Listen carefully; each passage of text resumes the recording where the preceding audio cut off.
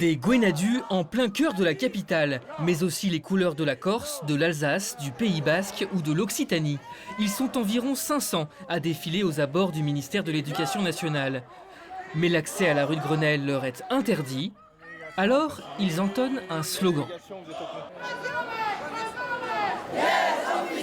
Breton, langue officielle, car les déclarations du ministre sur la possibilité de passer des épreuves du bac en breton les laissent sceptiques.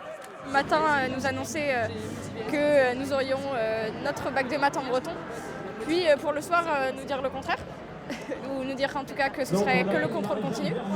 Donc on attend de voir ce qui va se passer dans les jours à venir, mais c'est un sacré problème, on ne comprend pas trop ce qui s'est passé, un problème de communication peut-être. De jeunes militants au sol, comme fauchés par un encou qui représente l'État centralisateur. Une image pour dénoncer un retour en arrière dans l'enseignement des langues régionales. On est sur des politiques qui visent à réduire les moyens, à réduire le personnel et on s'en prend en premier lieu aux disciplines les plus fragiles et les plus marginales, même si ça fait un peu mal de le dire. On ne fait pas partie des disciplines favorisées. Donc, on est les premiers touchés par les réductions de moyens. Au centre des préoccupations, la réforme du bac, entrée en vigueur cette année.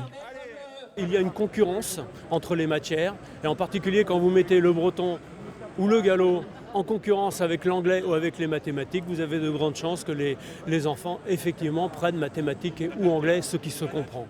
Une délégation a été reçue par le cabinet du ministre. Les manifestants ne s'estiment pas entendus et veulent poursuivre leur mouvement.